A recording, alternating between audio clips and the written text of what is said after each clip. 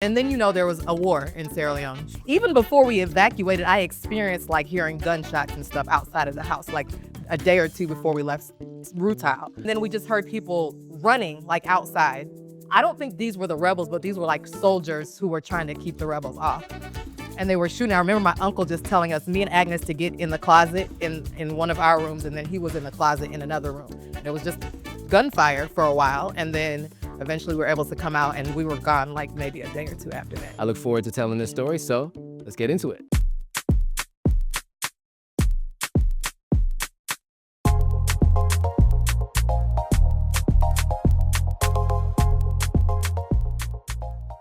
All right, so let's start with introductions. We'll start here with... Hi, my name is Kenye. I am Masa's sister. I live here in Ghana. And Masa. So, my name is Masa. I am Kenye's elder sister. But we've gotten a chance to know each other really well. I always like to get your background because you guys told me about 2 years ago, your early life, leaving Sierra Leone, Civil War, all that kind of stuff. So I'd love to kind of get your early life. 10 years old. Masa was a little older, and our parents kind of like sent us to Sierra Leone. You know the vibes. Yeah. Sent us to Sierra Leone to live with relatives, get to know our roots, our culture. To Rutile. Sierra Rutile it's still there. Yep. Sierra Rutile is a company in Sierra Leone, and around that company they built a community. And so basically everybody that lived in Sierra Rutile worked for the company, like I guess the dads or their moms, whatever, worked for the company, and then a community was built around that. So that's where I lived with my uncle and my aunt, my cousins. And then, there was a war in Sierra Leone. Even before we evacuated, I experienced like hearing gunshots and stuff outside of the house, like a day or two before we left Rutile. Okay. Yeah. That's the first time I'm hearing that. Yeah. Oh. Yeah. Oh, shoot. I It's never knew well- that you heard gunshots like We that. did. I remember, let me tell y'all that. So I lived in a place called Middle Hill. It was one of the neighborhoods in Rutile. Oh. So there were families that lived, it was a circle. So we were at our neighbor's house we used to play with all the time, the Sawyers. And I remember we were playing over there, and I just decided to go back to our house for whatever reason. I've always kind of just been somebody just be doing stuff on my own. So I said, let me go back to the house to do something. All of like my cousins and the neighbors' kids were at the next door neighbor's house. So I went back home, and it was just me in the house, my uncle, God rest his soul, and our nanny, Agnes.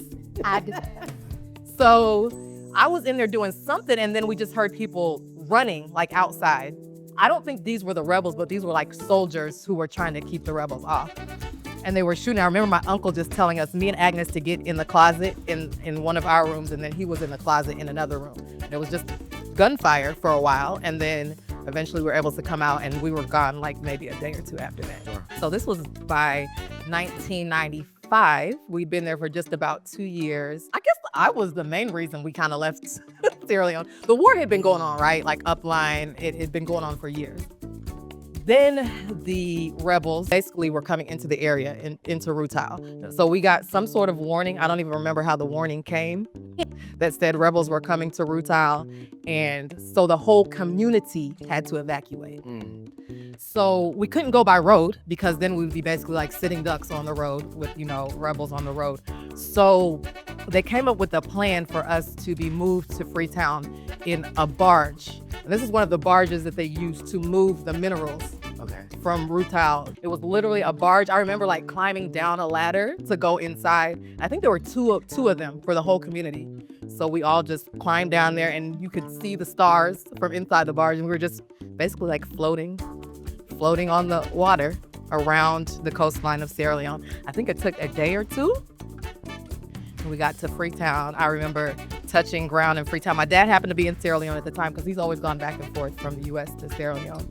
Daddy was just there because he was clearing a container at Water Key. And then he heard there are people on their way from Rutile. And he was like, people on the way from what? And he was just like, there are people who have been evacuated from Rutile. They're on their way. Like, they'll be at the wharf like any minute now. Daddy was just there. Yeah, that's true. That's very true. That's true. My mother had found out on the news. Yes.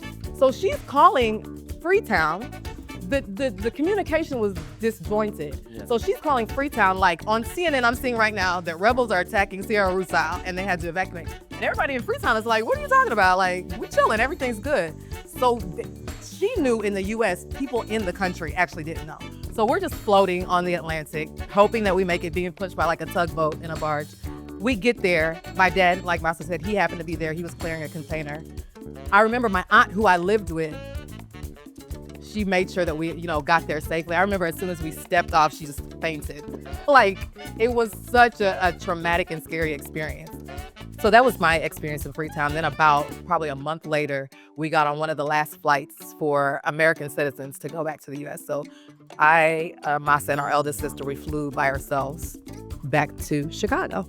And you were 12 and you were? I was 14, and our eldest sister was 16. Wow. Yeah. Okay. Now, for that last month, were you guys hearing what was happening, or was it only like people in America watching CNN that could tell you what was actually happening in country? I think by the time us who were upline had reached Freetown, now people knew that there was something like really going on, seriously going on, and the war just wasn't in the bush. Life was still going on in Freetown, for sure. It didn't interrupt life in Freetown until I think it was like 2000 when they came into Freetown. But at that time, life wasn't interrupted in Freetown. It was just like, we can't go back up line. So we never went back. We evacuated Rutile. Yeah. So I was 12 when we went there. So we're all 2 years apart. So 10, 12, 14 for our older sister. And so Kenya's experience in Sierra Leone and my older sister and I's experience in Sierra Leone was drastically different. Senga and I, in the meantime, were at the Annie Walsh Memorial School, which is the oldest girls' school in sub-Saharan Africa. And so we were there, and then I eventually went to boarding school at Annie Walsh.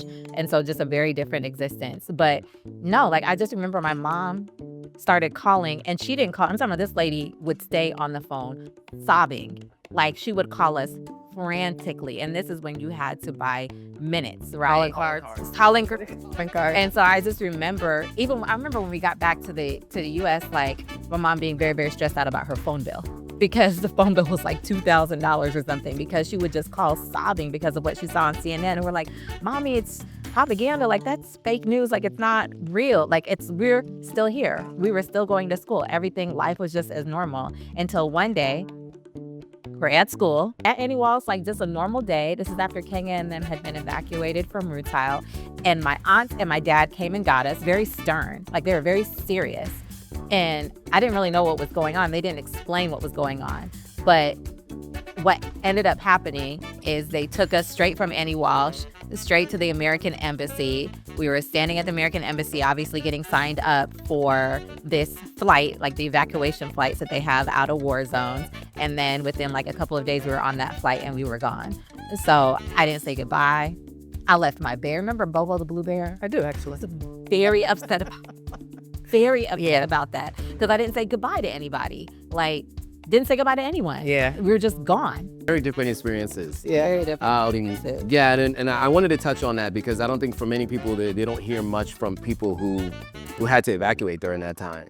And I've spoken to someone about that experience too, and it's always shocking to me because I was in the States the whole time. I didn't know about any of this really until the last 15 years of my life. So, this has been eye-opening to hear. And it's not something that people talk about a lot.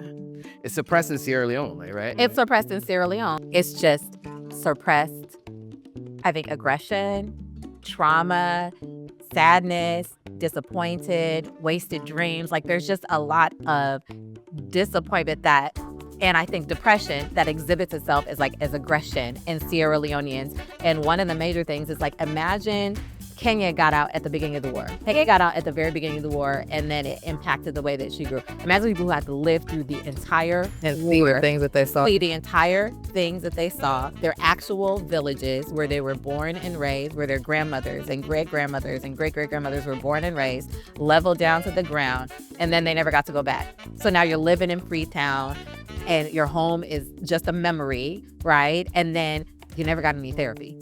You never talked about it. And then we had the special court, and it was just the truth and reconciliation, and everybody was supposed to get back along. But we're a country of 7 million, 8 million people. Yeah. So there are literally people So we know in Sierra Leone was just like, of course we knew the rebels. How could we not know the rebels? Like, of course we knew the people like who killed our villages, like who killed my father. Of course I know who burnt our house down. Like, it was a village. We all knew each other. And they're reassimilated into society. So, which they should have been. I mean, these were many of them. They were so they were children. These are people's children and sons and cousins, right? And so in Sierra Leone, like, aside from the physical damage that it did to the country, and much of that can be covered by replastering and repainting and that sort of thing, the remnants of the war, which are apparent to me, which for me is like the regression and the anger and the disappointment that is palpable in Sierra Leone, the only other remnants are amputees everywhere. Yeah, short sleeve, long sleeve, right? Short sleeve, long sleeve. I don't know if you guys know that. Short sleeve, long sleeve. Yeah, when they would cut your arm. And they'd ask you if you want short sleeve or do you want a long sleeve? Yeah. Yeah. It's crazy. And by the way, many of those child soldiers are in our age group. So these are now people that are members of society with children, sometimes grandchildren, prominent members of society, different roles that are decision makers, etc.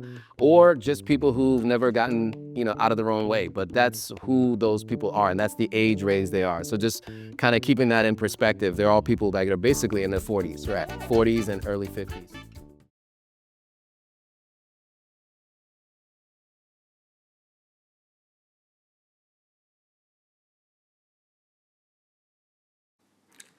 All right, guys, if you like this video, go ahead and hit that subscribe button, hit that notification bell, like, comment, and share it with your friends. All right, see you on the next video.